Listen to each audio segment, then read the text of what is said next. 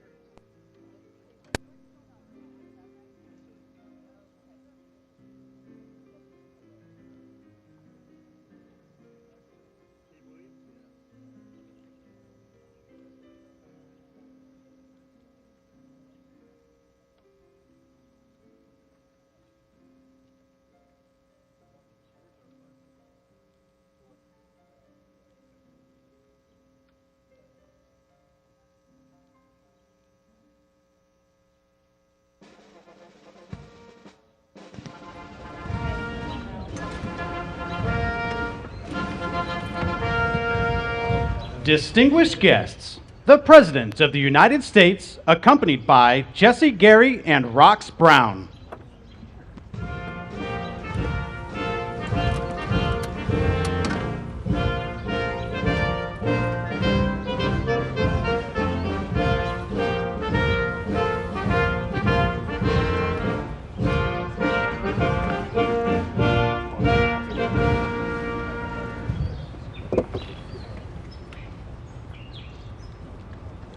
Good afternoon. My name is Jesse Gary, and I'm the President and CEO of Century Aluminum Company.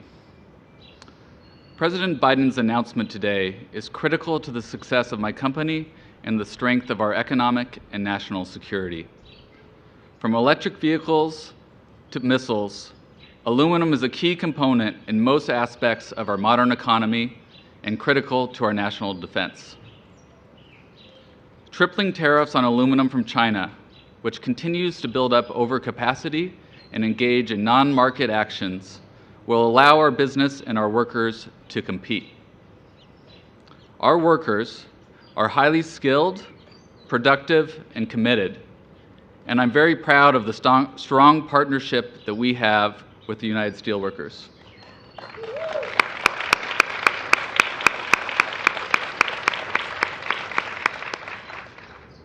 We all benefit from the President's actions today, coupled with his broader approach to revitalize American manufacturing, which has greatly benefited our operations in Kentucky and South Carolina.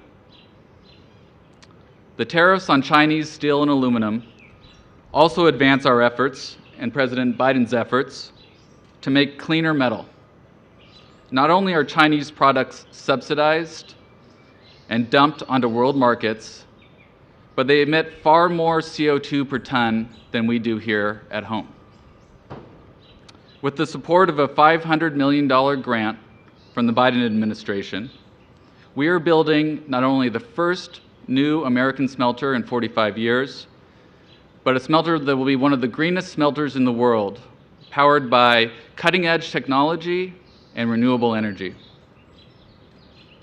For my company, our workers, and others across this country, unfair trade is something that is very real. Today's announcement creates the climate for business to succeed, investments to be made, jobs to be created, and good wages to be paid to our workers. Thank you, Mr. President, for your vision and the work of your administration. Thank you, sir, very much.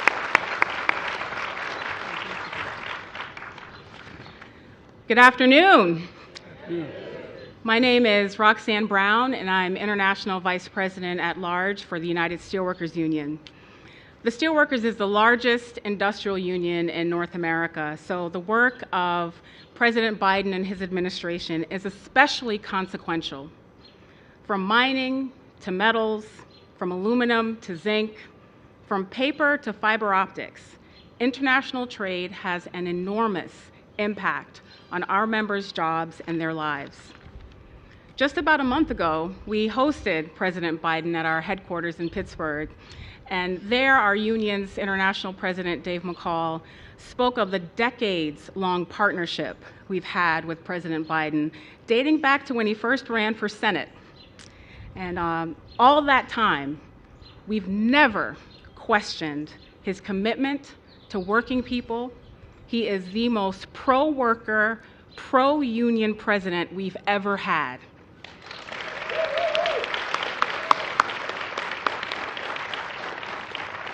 The president and his administration truly have implemented a worker-centered trade policy.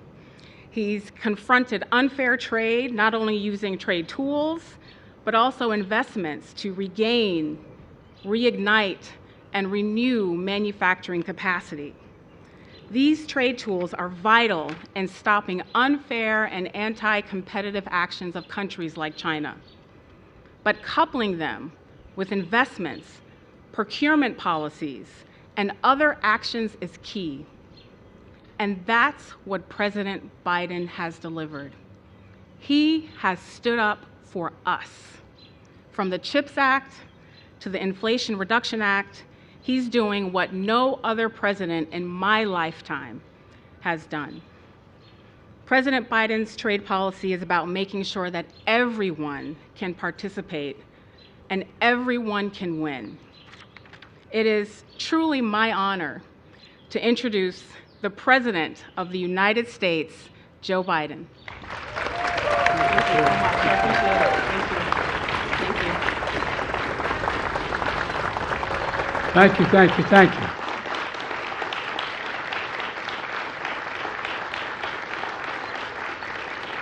I assume you're standing in case you have to run when the rain starts.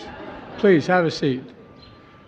Rox, thank you very much for all you do to fight for American steelworkers. I mean that sincerely. All right, and I want to recognize all the labor unions here today, including steelworkers, auto workers, sheet metal workers, AFL-CIO, IBEW, communications workers, boilermakers, machinists. I'm proud, as Rox said, to be labeled the most pro-union president in American history. You heard me say it before. Wall Street's important, a lot of good folks there, but they didn't build America. The middle class built America, and unions built the middle class. Folks, leaders from key American industries are here as well, including steel, aluminum, solar, semiconductors, automakers, and members of my cabinet are here as well. Janet Yellen, the front row is Murderer's Row here. Treasury Department, Julie Sue, of Labor, Catherine Tai, our nation's trade representative, and outstanding members of Congress as well. From Michigan, Debbie Stabenow is here. Debbie, welcome. And Haley Stevens is here. No, I guess there you are. You did make it. They told me you might not be able to make it. I'm sorry. All right. And Congresswoman Debbie Dingell. Again, you smile, Debbie. It's okay. Lisa Slotkin, well, you should be. You're responsible for a lot of this. Thank you for joining us as I announce a series of actions to make sure American workers and American business and corporations can compete and win in the industries of the future, because that's what this is about. The fact is, American workers can outwork and outcompete anyone as long as the competition is fair. But for too long, it hasn't been fair.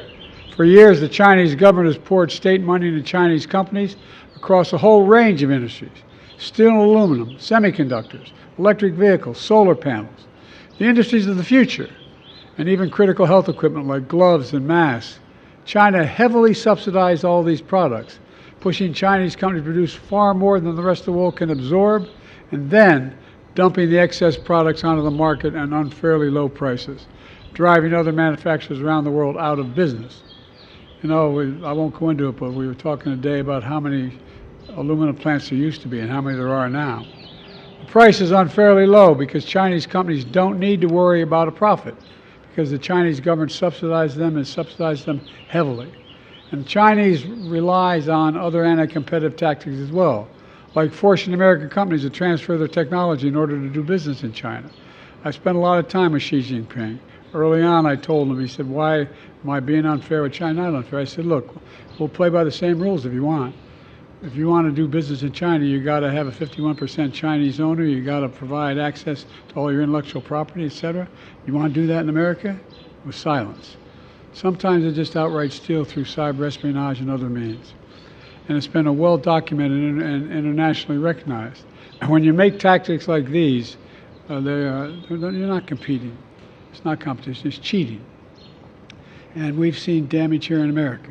To name one example, back in 2000, when cheap steel from China began to flood the market, U.S. steel plants across Pennsylvania and Ohio were hit hard, and any of you from those areas know well.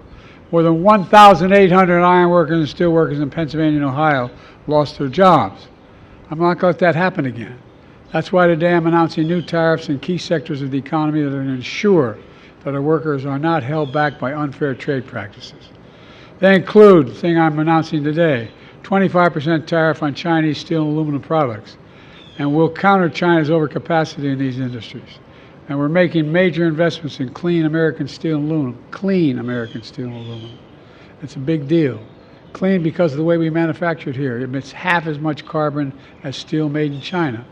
Last month, my administration announced the largest investment in clean manufacturing in all of history, up to $1.5 billion in 6 clean steel projects across America, creating and supporting thousands of union jobs. Next, a 100% tariff on electric vehicles made in China. People say, wow. Because we're not going to let China flood our market, making it impossible for American auto manufacturers to compete fairly. We're also implementing a 25% tariff on electric vehicle batteries from China and a 25% tariff on critical minerals that make those batteries. Folks, look, I'm determined that the future of electric vehicles will be made in America, by union workers, period. And we'll do it by following international trade laws to do it.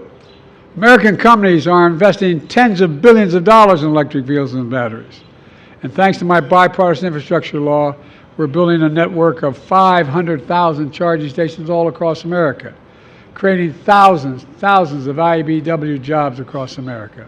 Electric charging stations. The reason to do this is simple. Electric charging stations have to be as easy to find as a gas station, and that's what this will be. You're not going to have to worry about it taking off, and you're not going to be able to make it all across the country without having to figure something else out. Our partners around the world are making similar investments. They also want supply chain for electric vehicles that isn't dominated by unfair trade practices from China. America can continue to buy, Americans, I want to make this clear, notwithstanding what the other guy's saying, can buy any kind of car they want, whether it's gas, electric, or hybrid. But we're never going to allow China to unfairly control the market for these cars, period. Next, we're going to raise tariffs on Chinese solar panels from 25 to 50%. Here again, because the Chinese government is subsidizing excess capacity, they're flooding the market. They're driving manufacturing companies out of business in Europe. But we won't let that happen here in America. We're putting a 50% tariff on semiconductors made in China. These are those tiny computer, all of you know this, but for the public, those little tiny computer chips, smaller than the fingertip, that power everyday lives. Everything from smartphones to automobiles to dishwashers, satellites. Look, America invented these chips, but over time we stopped making them. We invested overseas. Now, thanks to my CHIPS and Science Act, one of the most significant investments ever in science and technology, we're bringing this vital industry back home where it started, in the United States of America. And finally, we're putting tariffs on health equipment like masks and gloves that nurses and doctors wear every single day. If the pandemic taught us anything, we need to have a secure supply of essential supplies here at home. Folks, these key sectors, my administration is combining investments in America with tariffs that are strategic and targeted. It's a smart approach. Compare that to what the prior administration did. My predecessor promised to increase American exports and boost manufacturing, but he did neither. He failed. He signed a trade deal with China. They were supposed to buy $200 billion more in American goods. Instead, China imports from America barely budged. And now Trump and the MAGA Republicans want across-the-board tariffs on all imports from all countries if reelected. Well, that would drive up costs for families on an average of $1,500 per year each year. It simply doesn't get it. For years, I've heard many Republicans, even Democratic friends, say China's not on the rise. China is on the rise. America's falling behind. I've always believed they got it wrong. America's rising. We have the best economy in the world, and since I've come to office, the GDP is up, our trade deficit with China is down to the lowest level in over a decade, and we're standing up against Chinese government unfair economic practices now. At the same time, we're standing up for peace and stability across the Taiwan Straits. I've revitalized our partnerships with Pacific allies and India, Australia, Japan, South Korea, the Philippines, Pacific Island nations. I've made sure the most advanced American technologies we develop or invent can't be used by the Chinese government to undermine our national security.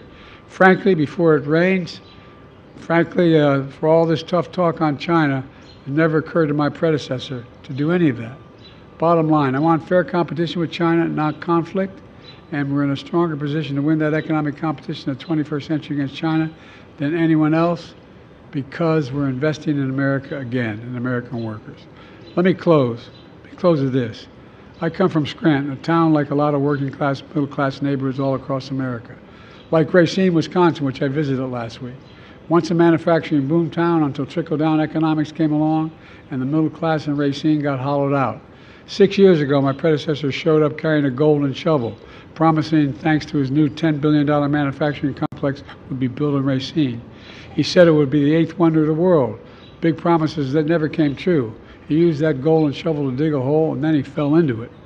Well, it's not on that's part of my Well, I'm delivering for Racine. Delivering. Thanks to the investment of my administration, Microsoft is investing billions to build a new data center in Racine, creating thousands of good-paying jobs. Because the view from Scranton and towns like it are a lot different than from Mar-a-Lago. It's a view where that money doesn't determine your worth. Everyone's entitled to be treated with dignity and respect, and everyone deserves a fair shot. We leave nobody behind. That's the America we're building together. That's why I've never been more optimistic about our future. And I'm really going fast because of the rain. That's why we have to remember who we are. We're the United States of America. And there's nothing beyond our capacity when we do it together. God bless you all, and better get out of the rain. Thank you very, very much.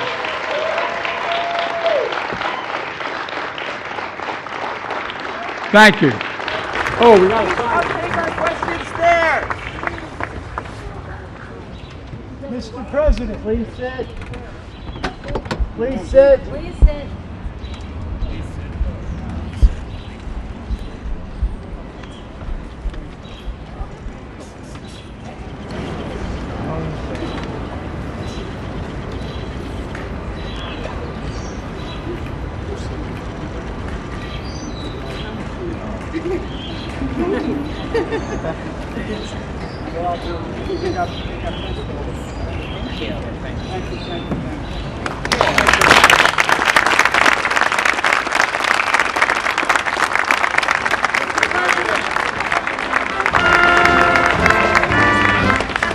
Mr. President, Trump said today China is eating our lunch. What do you say in response?